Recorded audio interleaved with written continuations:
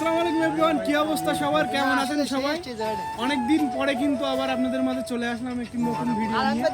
মানে সেই লাস্ট কুয়াকাটাতে গেছি, আগের শুক্রবারে আমরা কিন্তু প্ল্যান করে এখান থেকে চলে গেছিলাম। তো আর এই শনিবার দিব মানে এক সপ্তাহ 8 দিন পরে কিন্তু আমরা চলে আসলাম আমাদের মিনি সুন্দরবনে। এইখান থেকে প্ল্যানিং করেই আমরা চলে গেছিলাম। আমাদের সাথে এই যে আলামিন আছে, আলামিনকে নিয়ে কিছু বলবো। আলামিন কিন্তু এখন হঠাৎ মানে স্ট্রোক করার মতো মানে পর্যায়ে যাচ্ছে। সে এত পরিমাণ ঘামতেছে, মানে খাইতে গেলেও ঘামতেছে। এটা কিসের জন্য যে ঘামতেছে আপনারা যদি জানেন তাহলে একটু কমেন্টে জানিয়ে নিস। তুই মানে একটু বলো এত ঘামতেছে কিসের জন্য? আমি বললাম যে তুই কি করবি, আমার শিগগির আয়না দেখাও, আমি স্টক করি। আগের দিন চুল কাটতে সেম অবস্থা এই আলামিনের।